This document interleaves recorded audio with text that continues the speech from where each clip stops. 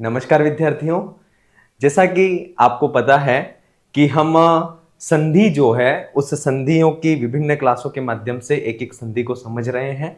और पिछली क्लासों में हमने संधि का सामान्य परिचय, संधि के भेद, संधि कहते किसको हैं, इसके बाद विभिन्न विद्वानों ने संधि के कितने भेद माने हैं, ये सारी चीजें हमने पिछली क्लास में बात की। स्वर संधि, व्यंजन संधि, विसर्ग संधि, जिसको अच, हल और विसर्ग संधि भी कहते हैं, ये सारी चीजें। और इसमें स्वरों का स्वरों के साथ में मेल होने पर जो विकार या परिवर्तन उत्पन्न होता है वह क्या कहलाता है? संधि कहलाता है। विकार या परिवर्तन उत्पन्न होना आवश्यक है, तभी वह संधि होगी, अन्यथा वह उसका नाम क्या होता है? संयोग होता है। और उस सारी चीजों के उदाहरण भी हमने पिछली क्लास में देखे थे।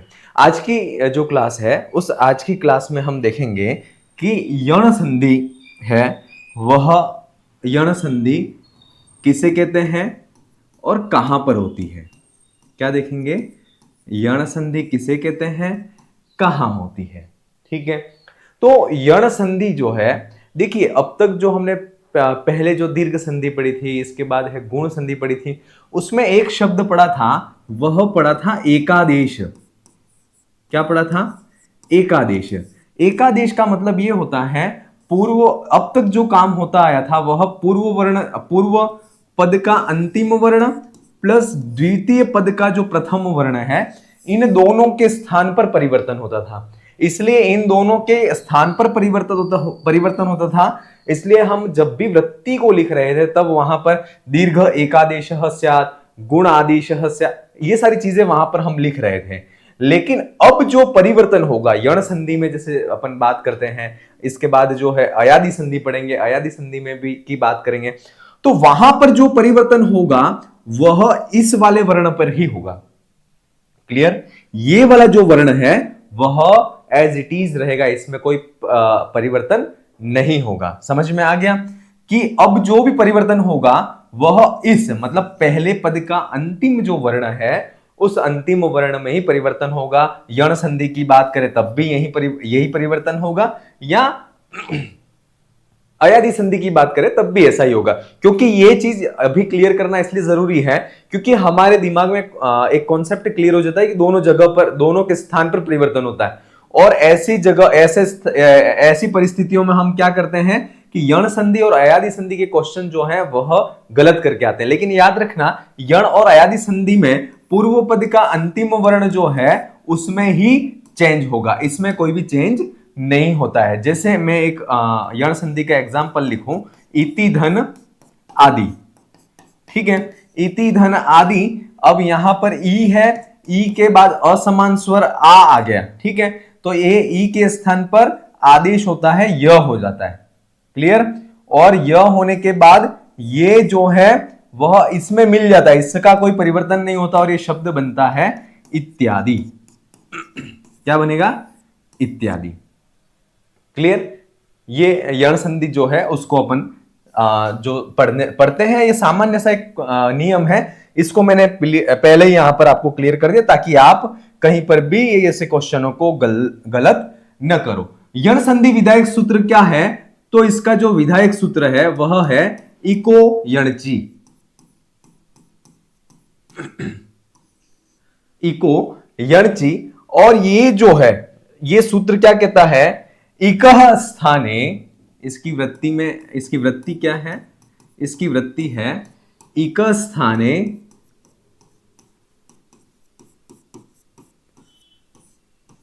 यण स्यात्।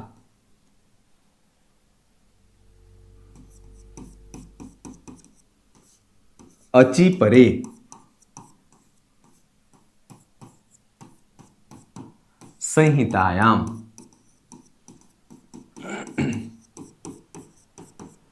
ठीक है, ये इसकी जो वृत्ति है वह ये है कि इक स्थाने यण स्यात्, इक के स्थान पर यण होता है। कब होता है? तो अचि परे, जब अच, कौन से अच? तो समान या असमान? तो असमान स्वरों के परे रहने पर इक प्रत्याहार के वर्णों को यण आदेश हो जाता है। कहां पर होता है? तो संहितायाम, जो संधि है उस संधि के विषय में यह नियम लागू होता है। इक प्रत्याहार में कौन कौन से वर्ण आएंगे ई, इसके बाद आता है ऊ, री, और इसके बाद वर्ण आते हैं वह है री। ई, उ, री और री, इनके बाद में इक स्थाने यण स्यात् अचि परे, इसके बाद जो है वह असमान स्वर हो। क्या हो? असमान स्वर या असमान अच कह सकते हैं, कोई भी हो, यहां इसका दीर्घ रूप भी ले लेंगे, ठीक है ना।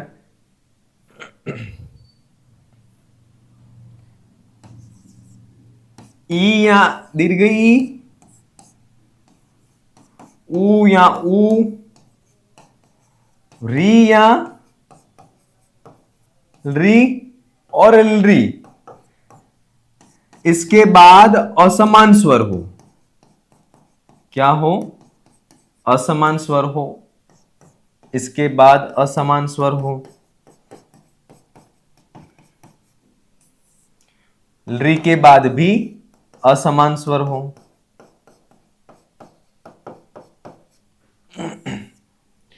क्लियर? इक स्थाने ई, उ, रील, री, इक स्थाने, इनके स्थान पर यण होगा अचि परे अर्थात स्वरों के परे रहने पर। तो यण प्रत्याहार में कौन कौन से वर्ण आते हैं? तो य, व, र और ल। ठीक है, इनका जो सीक्वेंस है उसी सीक्वेंस में ये आदेश होते हैं। तो ई के बाद असमान स्वर हो तो क्या आदेश होगा? ई के स्थान पर क्या हो जाता है? य हो जाता है। क्लियर? उ और इसके बाद असमान स्वर हो तो वहां पर उ के स्थान पर जो होगा वह होगा व होता है। री और इसके बाद असमान स्वर हो तो वहां पर जो आदेश होगा वह र होता है। और इसके बाद री और री के बाद असमान स्वर हो तो वहां पर जो आदेश होगा वह ल होगा। क्लियर? कि इक के स्थान पर यण आदेश होता है अचि अर्थात स्वरों के, असमान स्वरों के परे रहने पर संहिता में, अर्थात ई के बाद असमान स्वर हो तो य हो जाएगा, इसके स्थान पर होगा। ठीक है, याद रखना ये सारे जो परिवर्तन होंगे वो इनके स्थान पर होंगे। उ के बाद में असमान स्वर हो तो वह व हो जाएगा। री के स्थान पर असमान स्वर हो तो वह र हो जाता है। और री के बाद जो है वह असमान स्वर हो तो वह री जो है वह ल में परिवर्तित हो जाता है। जैसे कि यहां पर एग्जांपल देखते हैं, अभी प्लस उदय, अभी धन उदय, इति धन आदि, प्रतिधन उत्तर। ठीक है, अब देखिए यहां पर क्या है? ई आ रहा है और यहां पर असमान स्वर, इसके जैसा के जैसा स्वर नहीं आना चाहिए। अगर समान स्वर आएंगे तो वह दीर्घ स्वर संधि हो जाती है, क्योंकि दीर्घ संधि जो है वह मतलब कह सकते हैं कि प्रमुख है, सभी संधियों पर वह लागू हो जाती है। अगर ये संधियां दूसरे सूत्र नहीं बनते तो वह सारी संधियों में दीर्घ संधि जो है वह स्वतः ही घटित होती है। लेकिन यहां पर कहा गया है कि ई और ई के बाद जो है वह उ असमान स्वर हो तो इस ई के स्थान पर क्या हो जाता है? य हो जाता है। ठीक है, तो ये हो गया अ, ये भ अर्ध अक्षर हो गया क्योंकि ई के स्थान पर क्या हो गया? य हो गया। ये य प्लस उदय, और ये जो उ है वह य में, य की मात्रा में लग जाएगा और ये शब्द बनेगा अभ्युदय। क्लियर? इति धन आदि, इसी प्रकार से ये जो होगा त जो है ई के स्थान पर य हो जाता है, य में ये आ मिल जाता है और ये बनता है इत्यादि। प्रतिधन उत्तर, ई के स्थान पर य हो जाएगा और य के स्थान, ई के स्थान पर य होने के बाद य में उ की मात्रा मिलने पर जो प्रश्न शब्द बनेगा वह बनेगा प्रत्युत्तर। क्या बनेगा? प्रत्युत्तर। तो इस प्रकार से ये जो है वह यण संधि के कुछ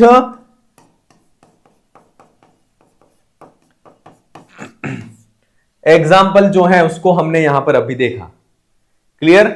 यहां तक कि इक के स्थान पर यण होगा अच प्रत्याहार के परे रहने पर, और कहां होता है तो संहिता के विषय में ये सारी चीजें होती हैं। अब इनके कुछ अपन एग्जाम्पल जो हैं वह देखते हैं, ताकि एक बार सारी चीजें हैं वह और अच्छी तरह से क्लियर हो जाए। ठीक है,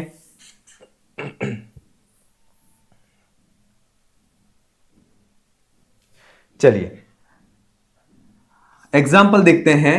अति धन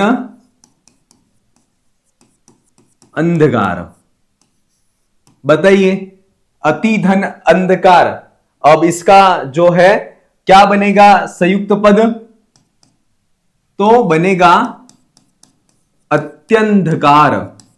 क्या बनेगा अत्यंधकार। अब देखिए यहां पर ऐसा नहीं हो, देखिए यहां पर ई है और यहां पर क्या है अ है, तो इस ई के स्थान पर क्या हो गया य हो गया। ठीक है, तो ये जो है अ अर्धत हो गया, ये हलंत य है, य में अ जाकर के मिल जाता है और ये बन जाता है य पूरा हो जाता है, और ये शब्द बनता है अत्यंधकार। अत्यांधकार नहीं करना है अपन को, है ना।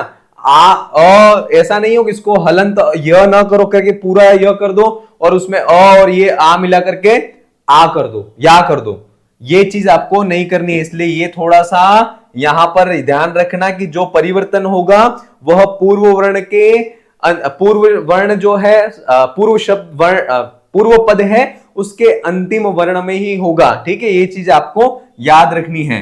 अपिधन आश्रम, अपिधन आश्रम क्या बनेगा अप्याश्रम।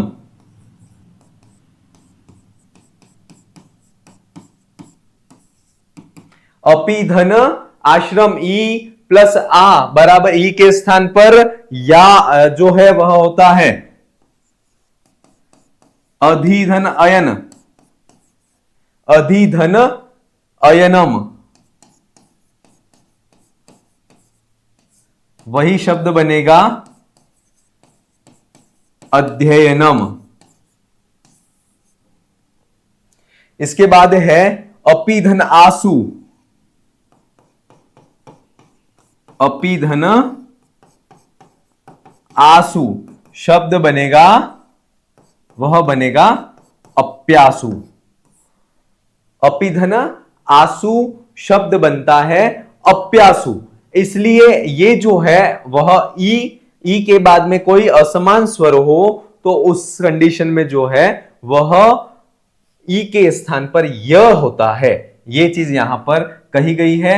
यण संधि को पहचानने का एक सामान्य सा नियम यह है कि य, व, र और ल, इससे पूर्व में कोई भी अर्ध अक्षर हो, इससे पूर्व में कोई भी अर्ध अक्षर हो तो वहां पर मुख्य तौर पर कौन सी संधि होती है, तो वहां पर जो है वह यण संधि। ये जो नियम बता रहा हूं वह कहीं किसी किताब में लिखा हुआ नहीं है। ऐसा नहीं हो कि आप इस आधार पर प्रश्न, ये सिर्फ कहीं पर कुछ समझ में नहीं आ रहा है कि अब इसमें कौन सी संधि होगी, तो वहां पर अगर आपको लगता है कि य, व, र और ल इनके पूर्व में अर्ध अक्षर है तो यहां पर यण संधि होने के चांस होते हैं। जैसे कि ये या तो इनके पूर्व अर्ध अक्षर है और ऐसे कंडीशन में जो है वह यण संधि हो सकती है। ठीक है, चलिए और एग्जांपल देखते हैं। ये तो जो हुए वह हुए ई और ई के बाद असमान स्वर है तो उसके स्थान पर य हो गया।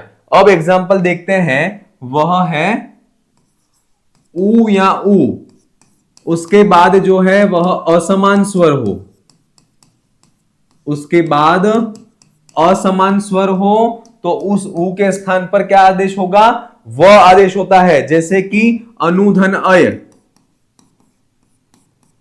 अनुधन अय।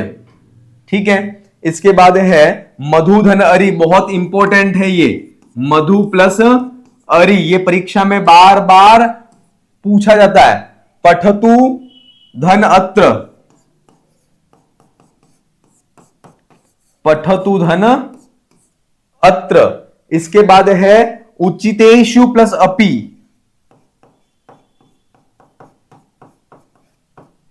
उचितेषु धन अपि। देखिए यहां पर जो है ऊ है, ऊ के और उसके बाद असमान स्वर है, तो उस ऊ के स्थान पर क्या आदेश होता है? वो होता है। ठीक है, और ये शब्द बनेगा अन्वय। क्लियर? मधुधन अरि, मधुधन अरि ऊ के स्थान पर क्या होता है? वह हो जाता है, और ये शब्द बनता है मध्वरी। ठीक है, पठतु धन अत्र शब्द बनेगा पठत्वत्र। उचितेषु धन अपि शब्द बनेगा उचितेष्वपि। क्लियर? देखिए कैसे क्या होता है, पठतु धन अत्र, देखते हैं इसको, पठतु धन अत्र। अब यहां पर जो है पठतु धन अत्र में क्या होता है, ये इसके स्थान पर तो क्या हो गया? ऊ हो गया।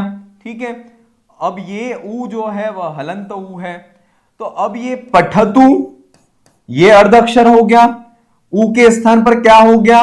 व हो गया, और ये व हलंत है, व में अ मिल जाता है, ये पूरा बन जाता है पठत्वत्र।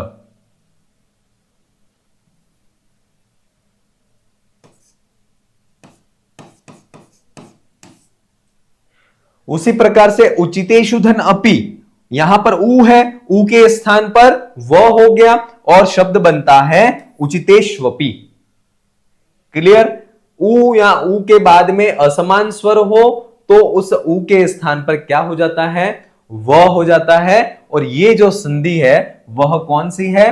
तो वह यण संधि है। मैंने अभी एक चीज बताई थी कि जहां पर य व र और ल के पूर्व में अर्ध अक्षर हो तो कुछ संधि समझ में नहीं आए तो वहां पर आपको आंख मीच करके क्या कर देना है? कौन सी संधि करनी है? यण संधि कर देनी है। कौन सी संधि? यण संधि। ये थोड़ा सा आपको ध्यान रखना है। अगर कुछ समझ में नहीं आ रहा है तो ये चीज करनी है कि भाई कौन सा नियम इसमें होगा, समझ में नहीं आ रहा है कुछ भी कि इसमें कौन सा नियम लगेगा या इसका विच्छेद क्या होगा, ये भी हमें समझ में नहीं आ रहा है, तब आपको इस चीज को याद रखना है कि ये वर्ण अगर हो तब आप उसको यण संधि कर सकते हैं। ठीक है, चलिए अब आगे बढ़ते हैं। देखिए एग्जाम्पल जो है वह थोड़े से शॉर्ट मैं लिखवा रहा हूं क्योंकि सारे चीजों को अभी क्लास में यहां बताना जरूरी भी नहीं लगता है, क्योंकि एग्जाम्पल कितने भी रट लो, आप 100 एग्जाम्पल किसी संधि के रट रहे हो और हो सकता है 101 नया एग्जाम्पल परीक्षा में पूछ ले, तो एग्जाम्पल रटने की जरूरत नहीं है, सिर्फ आपको नियम याद करने की, समझने की जरूरत है कि नियम को किस प्रकार से समझना है। री और री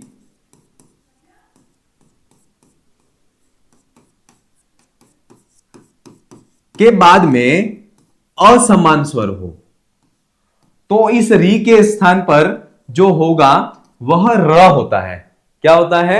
र होता है। जैसे कि अपन एग्जाम्पल इसका देखते हैं, पितृधन इच्छा।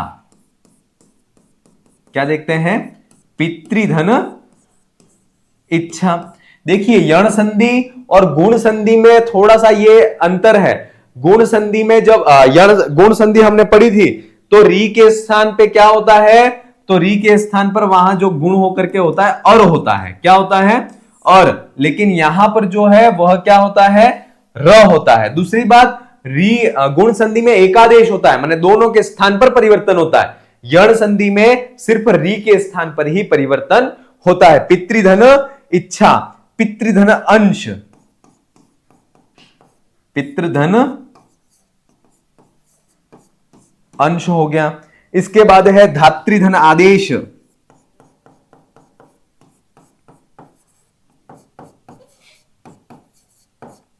धातृधन आदेश, वधूधन आशा। चलिए उसको बाद में लिखते हैं।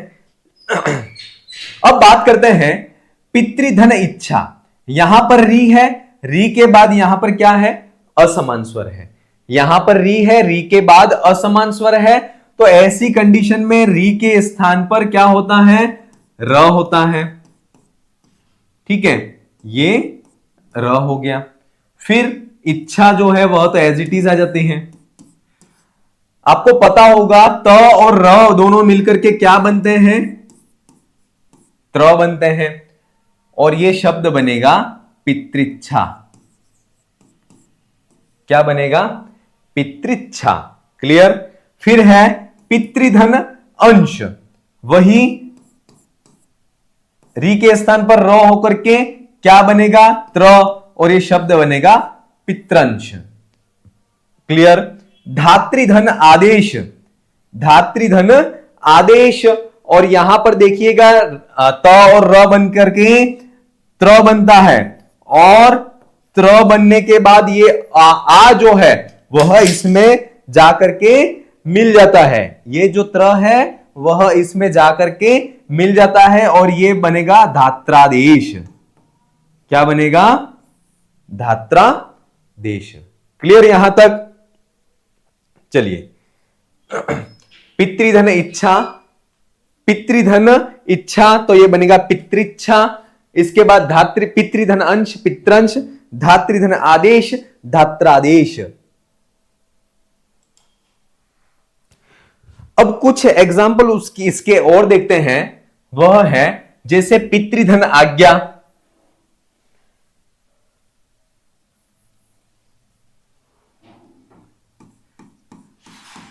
पितृधन आज्ञा हो गया। इसके बाद है दातृधन उपदेश,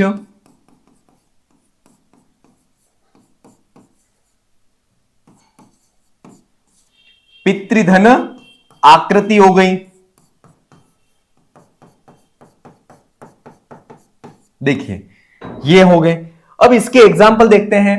तो यहां री असमान स्वर है, तो इस री के स्थान पर र होगा, और ये जो बनेगा वह बनेगा पित्राज्ञा। ठीक है। दातृधन उपदेश, ये बनेगा दातृ उपदेश। ठीक है, क्योंकि त हलंत हो गया और र हलंत हो गया, त और र मिलकर के त्र बना, और ये ऊ है वह त्र की मात्रा में जाकर के मिला और दातृ उपदेश बनता है। पितृधन आकृति, पितृधन आकृति का बनेगा, बोलिए क्या बनेगा, पित्राकृति।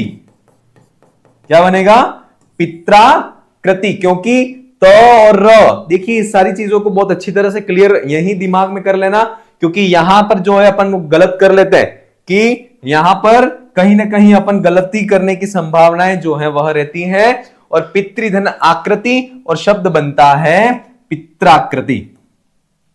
ठीक है। दातृधन उपदेश, दातृ उपदेश। तो ये री और री के बाद असमान स्वर हो तो वहां पर जो है वह क्या हो जाता है, र हो जाता है। ठीक है। अगला इसी में जो अगले एग्जाम्पल है उसको देखते हैं, और वह ये है कि री के बाद में कोई असमान स्वर हो, री के बाद में कोई असमान स्वर हो तो उस री के स्थान पर क्या हो जाता है, ल हो जाता है। जैसे इसका एग्जाम्पल देखते हैं अपन, री धन आकृति, री धन आकृति। फिर है री धन ऐश्वर्यम,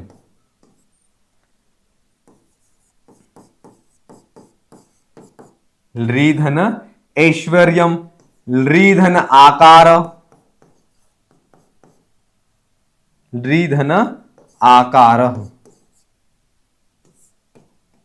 इसके बाद एक एग्जाम्पल और देखते हैं, री धन आदेश।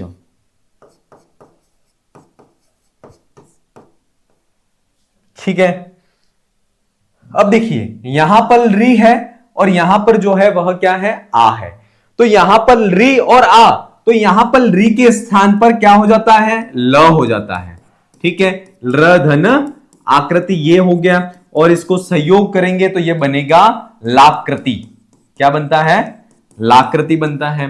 फिर री धन ऐश्वर्य, यहां पर री जो है वह इक है, इक के बाद असमान स्वर है अची परे, तो री के स्थान पर क्या होगा, यण आदेश होता है। यण में क्या हो जाता है, ल होगा। री के आदेश जगह पर ल धन ऐश्वर्यम, री धन ऐश्वर्यम, और ये शब्द बनेगा लैश्वर्यम। ठीक है, लृ धन आकार और शब्द बनेगा लाकार। लृ धन आदेश और शब्द बनेगा लादेश। क्या बनेगा? लादेश। ठीक है, तो इस प्रकार से ये लृ और लृ के बाद असमान स्वर हो तो लृ के बाद असमान स्वर होने पर उस लृ के को क्या हो जाता है? ल होता है। और यही जो है वह यण संधि का नियम कहा गया है। यही क्या कहा गया है? यण संधि का जो नियम है वह यही कहा गया है। क्लियर? तो ये जो यण संधि है उसको हमने आज की क्लास में देखा। और यण संधि विधायक सूत्र इको यणची,